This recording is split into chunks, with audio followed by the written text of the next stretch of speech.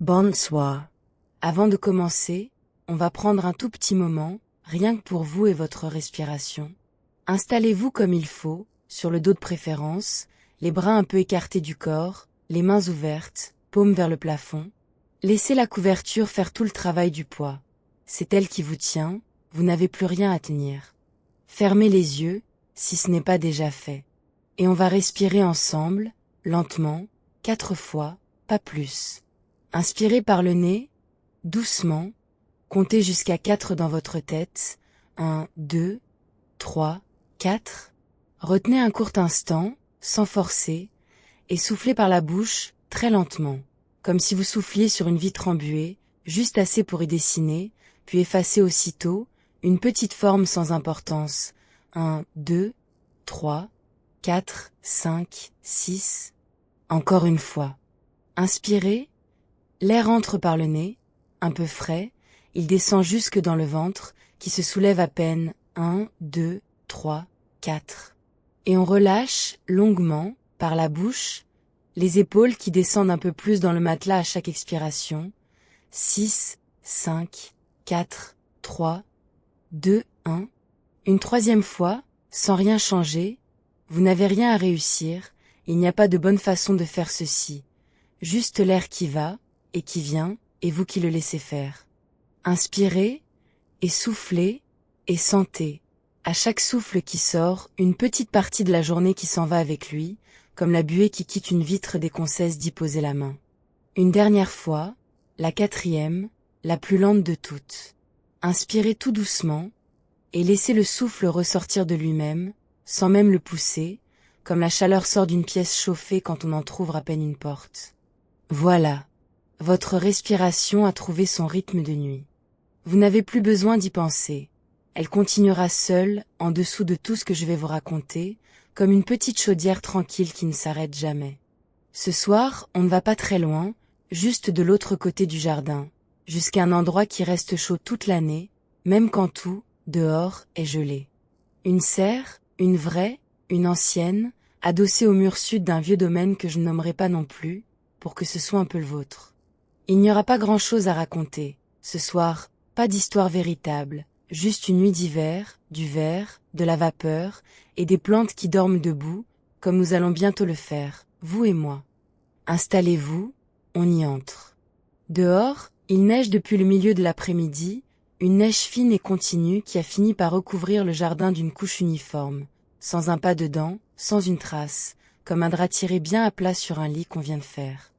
Le parc, à cette heure, n'est plus qu'une suite de formes arrondies sous la neige. Les buis taillés en boule, les bancs de pierre, les vasques du bassin gelé, tout a perdu ses angles, tout s'est adouci en une seule nuit.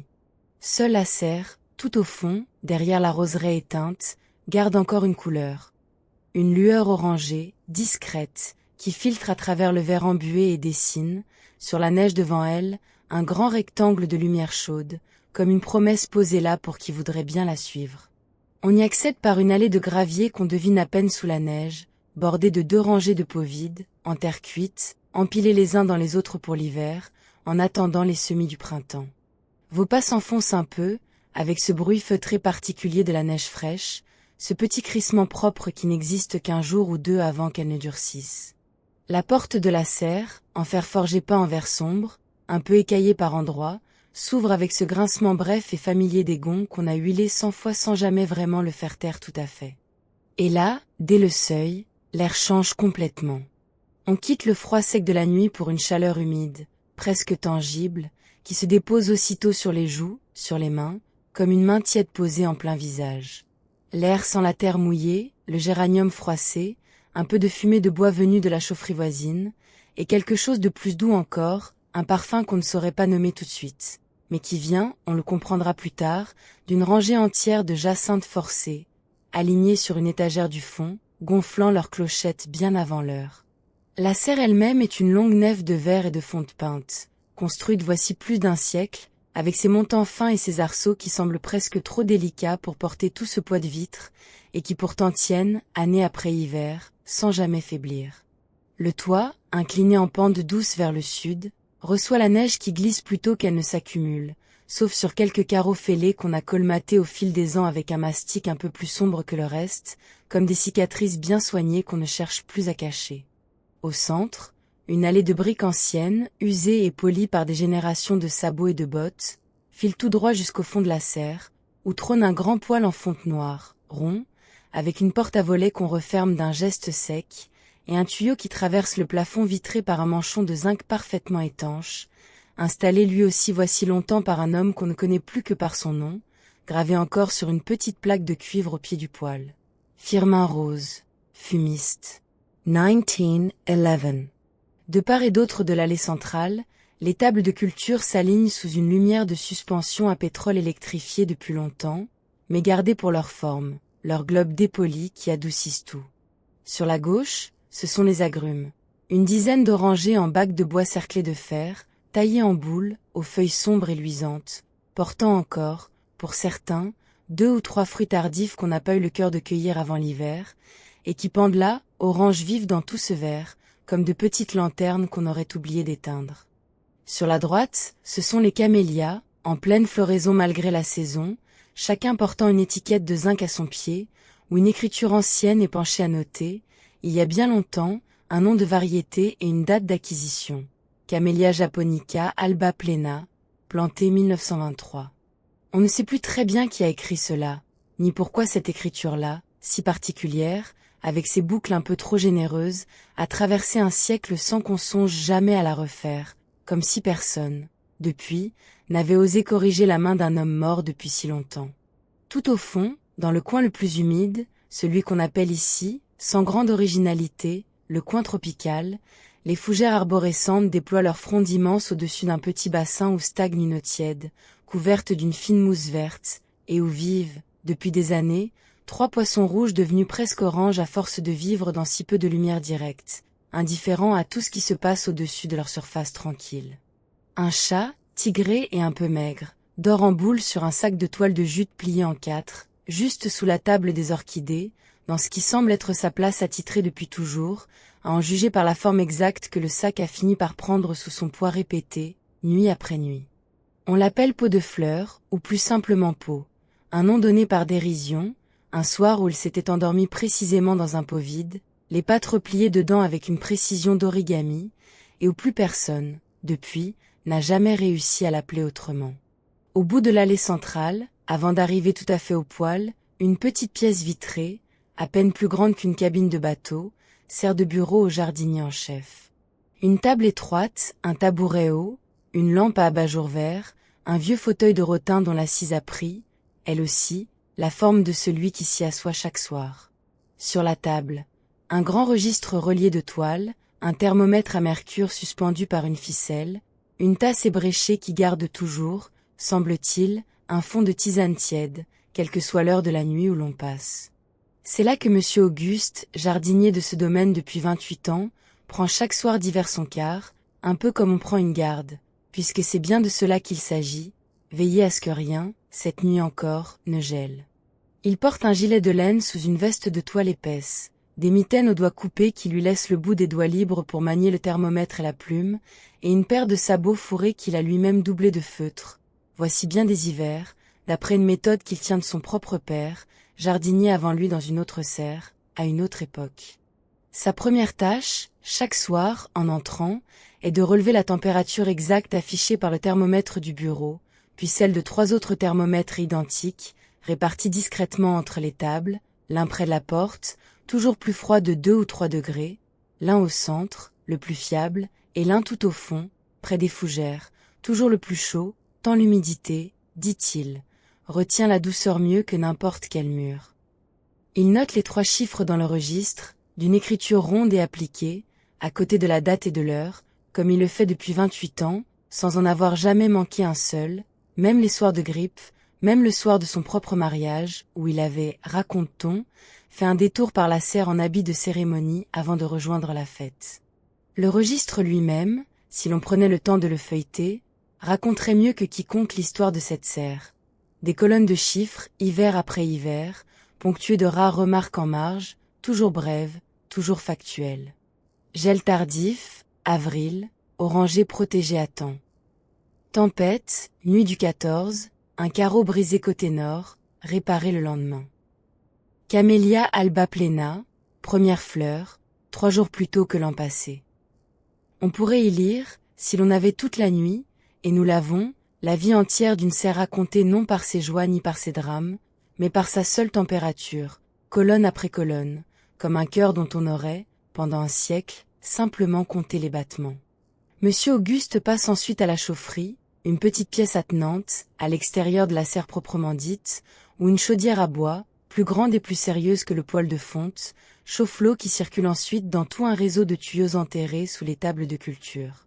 Il ouvre la porte de fonte avec un chiffon plié pour ne pas se brûler, regarde les braises, ajoute 2 bûches d'être bien secs, jamais de résineux, qui encrassent et qui claquent, referme, règle le tirage d'un quart de tour, exactement comme il le fait depuis toujours, un geste devenu si automatique qu'il pourrait, dit-il en riant doucement, le faire les yeux fermés, ce qu'il fait d'ailleurs, certaines nuits, quand la fatigue le gagne un peu avant l'aube. Il fait ensuite le tour des tuyaux visibles, posant la paume à plat sur chacun, l'un après l'autre, sentant la chaleur qui y circule, cherchant, du bout des doigts plus que des yeux, la moindre section anormalement froide qui trahirait un début de blocage ou une fuite. C'est un geste ancien, presque médical, cette façon de prendre le pouls d'une tuyauterie comme on prendrait celui d'un patient, et Monsieur Auguste, en 28 hivers, n'a eu besoin de le faire qu'une poignée de fois pour de bon, mais il le fait chaque soir tout de même, par méthode, par respect pour ce qui pourrait arriver s'il ne le faisait pas. Avant de refermer la porte de la chaufferie, Monsieur Auguste vérifie toujours, d'un simple coup d'œil, la petite clochette de gel installée juste au-dessus du battant. Un mécanisme ancien, relié par un fil de cuivre à un thermomètre à mercure fixé sur la façade nord de la serre, la plus exposée, et qui sonnerait, si jamais la température y descendait sous un certain seuil, jusque dans le pavillon où dort le jardinier en second, pour qu'il vienne prêter main forte en pleine nuit. En 28 hivers, elle n'a sonné que 3 fois, toujours pour de bonnes raisons, et Monsieur Auguste, chaque soir, pose 2 doigts sur le fil de cuivre, sans vraiment savoir ce qu'il cherche à vérifier ainsi, sinon peut-être simplement le plaisir de sentir, sous ses doigts, que la chaîne tout entière chaudière, tuyaux, clochette, jardinier en second endormi de l'autre côté du parc tient bon, une fois de plus, pour une nuit de plus. Dans le grand marronnier qui borde la serre côté nord, dépouillé de ses feuilles depuis longtemps, vit une chouette hulotte que Monsieur Auguste appelle, faute de mieux, la locataire, et qu'on entend parfois, vers minuit, lancer son chant rond et grave par-dessus le bruit de la neige. Elle n'entre jamais dans la serre, bien sûr, mais elle vient souvent se poser sur la faîtière du toit vitré, juste au-dessus du poêle, attirée sans doute par la chaleur qui remonte à travers le verre, et l'on peut voir, certaines nuits, sa silhouette immobile se découper contre le talot orangé, gardienne discrète d'une garde qui n'est pas tout à fait la sienne, mais qu'elle semble prendre, à sa façon, tout aussi au sérieux que Monsieur Auguste prend la sienne. Le dimanche, en plein jour, la serre accueille parfois quelques visiteurs du domaine, curieux de voir de près les camélias en fleurs au cœur de l'hiver, et Monsieur Auguste, qui n'aime guère parler de son travail devant du monde, se contente alors de répondre par de courtes phrases, un peu bourrues, avant de retourner à ses tables. Mais la nuit, dit-il à qui veut bien l'entendre, est un autre monde entièrement. Plus personne pour poser de questions, plus rien à expliquer, juste les plantes, le poêle, le registre, et ce silence particulier qui n'existe que dans les endroits où quelqu'un veille pendant que tout le reste dort. Vient ensuite la ronde des tables elles-mêmes, une par une, dans un ordre immuable qui commence toujours par les orangers, se poursuit par les camélias, traverse le coin tropical, et s'achève, tout au bout, par la petite serre froide accolée à la grande, où l'on conserve, hors gel mais sans luxe de chaleur, les bulbes en dormance et les jeunes plants greffés de l'automne. À chaque table, Monsieur Auguste passe la main entre les feuilles, retourne délicatement une feuille jaunie pour vérifier qu'aucune maladie ne s'y cache, resserre un tuteur mal fixé, retire une fleur fanée d'un geste précis du pouce et de l'index, comme on chasserait une poussière du plat de la main. Les orchidées, justement, occupent une table entière, la plus surveillée de toutes, sous un arrosage en fine brume programmé pour se déclencher 3 fois par nuit, à heure fixe, dans un léger sifflement qu'on entend depuis tout le fond de la serre. Chaque plante porte, accrochée à son pot, une étiquette où sont notés le nom latin, l'origine, et la date de dernière floraison, dans cette même écriture ronde et appliquée du registre. Monsieur Auguste ne les appelle jamais par leur nom latin devant les visiteurs, trouvant cela prétentieux pour une fleur, mais il les connaît toutes par cœur, une à une, et sait dire, sans hésiter, laquelle boudra cette année et laquelle, au contraire, s'apprête à surprendre tout le monde. Sur une étagère basse, près de l'entrée, des dizaines de petits pots de terre cuite attendent, vides, empilés par taille, à côté de sacs de terreau soigneusement refermés à la ficelle, d'un tas de tuteurs de bambou liés en fagots, et d'une caisse à outils en bois ou d'orme, rangée par taille décroissante, sécateur, greffoir, et une petite brosse à poils doux réservée au seul nettoyage des feuilles cireuses des orangers, pour qu'elles respirent. Précise monsieur Auguste à qui veut bien. L'écouter, une feuille sale respire mal, exactement comme nous. Dans un petit renfoncement près de l'étagère au pot vide, une armoire à outils, fermée par un simple loquet de bois, garde, suspendu à des clous bien alignés, arrosoir de cuivre de taille décroissante, cordeau, étiquette vierge et un vieux crayon à mine grasse attaché par une ficelle, pour qu'il ne se perde jamais. Chaque objet a sa place précise, dessiné à la craie sur le fond de bois de l'armoire par un jardinier oublié, des décennies plus tôt, et personne, depuis, n'a jamais songé à ranger les choses autrement. La craie, effacée par endroits, a été repassée 2 ou 3 fois au fil des ans, toujours au même endroit, comme on retrace un contour qu'on refuse de laisser disparaître. Contre le mur du fond, une échelle de bois, patinée par l'usage, permet d'accéder à une petite mezzanine où sont entreposées, hors saison, les cloches de verre et les châssis vitrés qu'on utilise au potager voisin dès le printemps venu. On y range aussi, pliées avec un soin presque religieux, les grandes toiles de jute qu'on déploie parfois, les nuits de gel exceptionnelles, par-dessus les tables les plus fragiles, en renfort du chauffage, une pratique ancienne que la chaudière moderne a rendue presque inutile, mais que monsieur Auguste maintient malgré tout, on ne sait jamais, et une toile de plus n'a jamais tué personne. Dehors, contre la façade nord de la serre, un appentis abrite le bois de chauffe, empilé en rangées bien nettes selon un ordre de rotation strict. Le bois le plus ancien devant, pour être brûlé en premier, le plus récent au fond, encore en train de sécher depuis l'été. Un vieux calendrier des postes, punaisé à l'intérieur de l'appentis, porte des croix au crayon, une par jour d'hiver, cochées chaque matin par monsieur Auguste avant qu'il ne rentre se coucher, une façon bien à lui de mesurer, jour après jour, la distance qui reste avant le printemps. Au-dessus de la porte du bureau vitré, un portrait un peu jauni, dans un cadre doré simple, représente le comte qui fit construire la serre à la fin du siècle dernier, un homme au visage sévère mais au regard, dit-on, plus doux qu'il n'y paraît sur la toile, passionné de botanique au point d'avoir fait venir, par bateau puis par charrette bâchée, les tout premiers camélias plantés ici, directement depuis une pépinière du Var. Monsieur Auguste ne sait de lui que ce que racontent les vieux registres et quelques lettres conservées à la bibliothèque du domaine, mais il salue parfois le portrait d'un simple mouvement de tête, en entrant, sans trop savoir lui-même pourquoi, sinon peut-être qu'on salue toujours, un peu, ceux qui ont allumé le premier feu dans un endroit qu'on continue d'entretenir bien après eux. Vers 11 heures, un dernier bruit vient parfois troubler la quiétude de la serre, celui d'une carriole, tirée par un cheval de très placide, qui livre, une fois par semaine en plein hiver, une nouvelle charge de bois pour la chaufferie. Le livreur, un homme du village voisin qu'on appelle simplement le père Mathurin, décharge ses bûches en silence, dans la neige, avec des gestes lents et économes, avant d'accepter, invariablement, la tasse de tisane que lui tend monsieur Auguste par la petite porte latérale, qu'ils boivent ensemble debout, sans grande conversation, juste le plaisir tranquille de 2 hommes qui travaillent la nuit et qui se comprennent sans avoir besoin de beaucoup de mots pour cela. Un peu avant minuit, une petite porte latérale de la serre, celle qui donne sur la roseraie, s'ouvre parfois sur la silhouette de mademoiselle Hortense, qui vit dans le pavillon voisin et travaille, le jour, à la bibliothèque du domaine. Elle vient rarement pour le jardin lui-même, elle vient pour la chaleur et pour la compagnie tranquille de monsieur Auguste, avec qui elle échange, chaque nuit ou presque, quelques phrases sur rien de particulier, le temps qu'il fera demain, une orchidée qui s'apprête à fleurir, un livre qu'elle est en train de recataloguer à la bibliothèque et dont elle raconte, par bribes, l'histoire improbable, sans jamais vraiment la finir d'un soir à l'autre.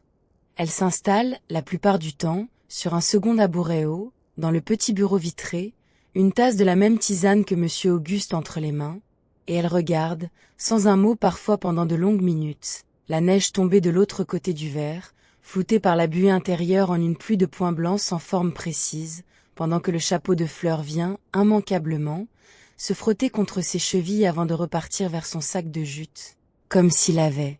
simplement voulu, en passant, vérifier que tout le monde était bien là. Vers 1 heure du matin, Monsieur Auguste refait une seconde ronde complète, plus rapide que la première, essentiellement pour vérifier les thermomètres et recharger le poêle central si nécessaire. C'est une ronde qu'il fait presque en silence, sans allumer davantage de lumière que celle déjà présente, guidé par l'habitude autant que par la vue, connaissant chaque brique de l'allée centrale au point de sentir, sous la semelle fourrée de ses sabots, celle qui est légèrement décellée depuis un printemps de gel un peu trop sévère et qu'il n'a jamais pris le temps de refixer. Elle tient encore, on verra ça au printemps, dit-il chaque année, depuis 7 ou 8 ans maintenant.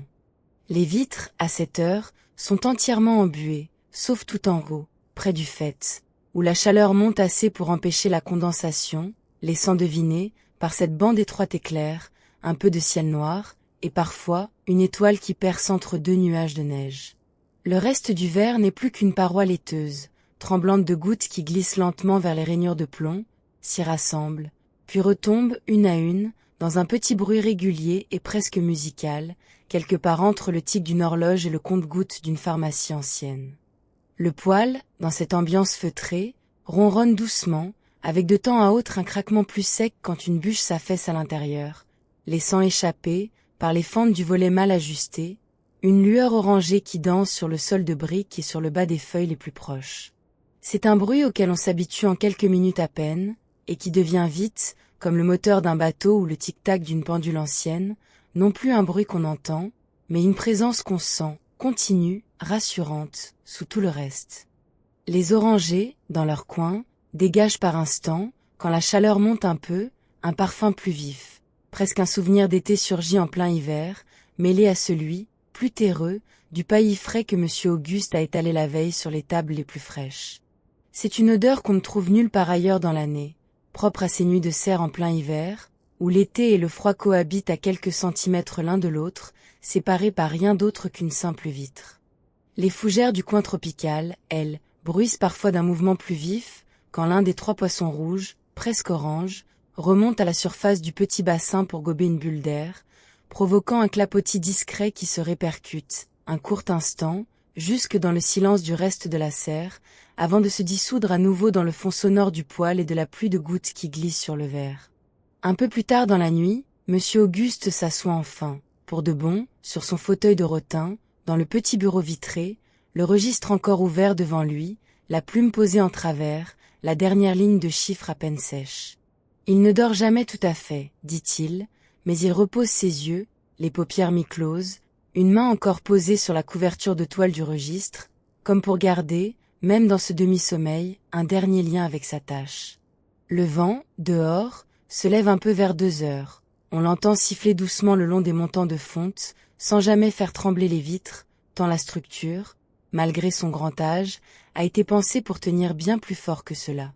La neige, poussée de biais, vient plaquer contre le verre du côté nord une fine pellicule blanche qui, plutôt que d'assombrir la serre, semble au contraire adoucir encore la lumière du poêle, la diffusant en un halo plus large, plus doux, comme un abat-jour supplémentaire posé par la nuit elle-même. Dans le pavillon voisin, où vit mademoiselle Hortense, une fenêtre reste allumée tard, une petite lampe de bureau sous laquelle elle continue, à cette heure, de recataloguer ses vieux ouvrages, jetant de temps en temps un regard vers la lueur orangée de la serre, de l'autre côté de la roseraie enneigée, comme on vérifie, avant de s'endormir tout à fait, qu'une veilleuse reste bien allumée quelque part dans la maison. Au fond du parc, invisible depuis la serre mais présent tout de même dans cette même nuit, les ruches d'hiver, enveloppées de paille et de toile, gardent leurs abeilles serrées en grappe autour de la reine, immobiles, économes de leur propre chaleur, dans un silence qui ressemble beaucoup, si l'on y songe, à celui des plantes elles-mêmes. Une vie qui continue, discrètement, sans qu'on ait besoin de la voir pour savoir qu'elle est là. Sur l'étagère du fond, les jacinthes forcées continuent, toute la nuit, leur lent travail silencieux. Chaque bulbe, plongé depuis des semaines dans l'obscurité d'un placard avant d'être amené ici, à la lumière tiède du poêle, pousse sa tige un peu plus haut chaque jour, sans qu'on la voie vraiment bouger, et Monsieur Auguste, en 28 hivers, dit n'avoir jamais réussi à surprendre le moment exact où une clochette s'ouvre pour de bon, tant ce geste-là, contrairement à tous les autres de là. Serre, refuse obstinément de se laisser observer en direct. Vers 3 heures, le chapeau de fleurs change de position sans se réveiller vraiment, se retourne sur le flanc, une patte avant repliée sur les yeux, dans cette posture particulière des chats qui dorment devant une source de chaleur depuis si longtemps qu'ils semblent avoir fondu, un peu, dans la forme du sac de jute qui les porte. Il ne bougera plus jusqu'à l'aube, sinon pour, de temps en temps, entr'ouvrir un œil au moindre bruit de pas de Monsieur Auguste, vérifier que tout va bien, et se rendormir aussitôt, satisfait. Le registre, sur la table du bureau, attend patiemment la prochaine relevée de température, prévue pour 4 heures, dernière de la nuit avant celle, plus officielle, de l'aube, faite cette fois en présence du jardinier en second, qui prend le relais des Potrominet pour permettre à Monsieur Auguste d'aller enfin dormir, dans son propre lit, quelques heures, avant de revenir, en fin d'après-midi, recommencer. Les tuyaux, sous les tables, continuent leur circulation silencieuse d'eau chaude, un système pensé et installé voici plus d'un siècle par ce même Firmin Rose dont le nom reste gravé sur la plaque de cuivre, et qui fonctionne encore, presque sans modification, avec cette fiabilité tranquille des choses bien conçues, qu'on entretient sans jamais avoir besoin de les réinventer. Les camélias, eux, dans la pénombre orangée, semblent presque phosphorescents par endroits, leurs pétales blancs ou rose pâle captant la moindre lueur du poêle et la restituant, doucement, comme de petites lanternes de cire posées au creux des feuilles sombres. On pourrait, à cette heure, rester longtemps simplement à les regarder, sans penser à rien d'autre, bercé par le compte des gouttes sur le verre et par le souffle lent du poêle qui, comme votre propre respiration, continue en dessous de tout, sans jamais s'arrêter. Et c'est peut-être là, justement, entre le tic des gouttes et le souffle du poêle, dans cette chaleur humide qui ne demande rien, qu'on sent le sommeil commencer, lui aussi, à s'installer doucement, comme une brume tiède qui monterait depuis les tables de culture pour venir, tout doucement, envelopper vos propres pensées, une à une, jusqu'à ce qu'elles s'assoupissent, elles aussi, dans un coin tranquille de votre tête. C'est là, précisément, entre veille et sommeil, qu'on fait souvent, sans le vouloir, une drôle d'expérience. On croit entrer à nouveau. On croit repasser cette porte de fer forgé peint en verre, sentir à nouveau ce même souffle d'air chaud sur le visage, comme si la serre, la neige, la nuit entière recommençaient, un peu plus doucement, un peu plus loin, un peu plus flou. Ce n'est pas vraiment un souvenir, ni tout à fait un rêve, c'est une seconde entrée dans la serre, plus légère que la première, qui se superpose à elle sans la remplacer, comme une seconde couche de buée posée sur la première vitre, dont les contours, cette fois, ne cherchent plus à être exacts. Dans cette seconde entrée, l'allée de gravier ne crise presque plus sous les pas. C'est un bruit plus doux, plus lointain, comme entendu à travers une porte entr'ouverte. La porte de fer forgé grince encore, mais son grincement s'étire, se prolonge, devient presque une note tenue plutôt qu'un bruit de gond, une note basse et chaude qui accompagne, comme une musique, chaque pas qu'on fait vers l'intérieur. L'air, dans cette seconde traversée de la serre, n'est plus tout à fait de l'air. C'est une chaleur pure, sans direction précise, qui vous enveloppe entièrement d'un coup, sans qu'on ait besoin de franchir un seuil pour la sentir. Le parfum de géranium froissé et de terre mouillée est toujours là, mais il s'est fondu à tous les autres, jacinthe, orange, jasmin d'hiver, en un seul parfum unique, plus doux que chacun pris séparément, comme si toute la serre, cette fois, respirait d'une seule et même fleur. Le poêle de fonte noire, dans ce second passage, ne craque plus vraiment. Il bat, régulièrement, comme un cœur plus lent que le vôtre mais accordé au même rythme, une chaleur qui pulse doucement depuis le fond de la serre et qui remonte, par vagues très lentes, le long de l'allée centrale, jusqu'à venir vous trouver, où que vous soyez, comme si la distance, ici, ne comptait plus vraiment. Monsieur Auguste, dans cette seconde serre, ne fait plus vraiment sa ronde. Il est simplement là, partout un peu à la fois, une main posée sur un tuyau, l'autre feuilletant le registre, sans qu'on sache très bien s'il commence à tourner ou s'il vient de la terminer, les deux étant devenus, dans cet entre-deux, exactement la même chose. Sa voix, s'il parle encore à mademoiselle Hortense, ne dit plus de mots précis. C'est un murmure continu, apaisant, dont le sens importe moins que le son lui-même, une musique de bureau vitré et de tisane tiède. Le registre, sur la table, ne se remplit plus de chiffres nouveaux. Les colonnes anciennes, hiver après hiver, se sont toutes rejointes en une seule longue ligne tranquille. Une température unique qui n'a plus besoin d'être mesurée pour continuer d'exister. Exactement comme votre respiration continue, sans qu'on ait plus besoin de la compter, sous cette histoire qui, elle aussi, commence à se laisser flotter. Les orangers, dans cette seconde traversée, ne portent plus de fruits comptés. Ce ne sont que des taches d'un orange très doux, dispersées dans un verre profond, qui ne pendent plus vraiment à une branche précise, mais flottent, quelque part entre les feuilles et le souvenir des feuilles, comme de petites lumières qu'on aurait laissé allumer exprès, pour personne, juste pour la beauté du geste.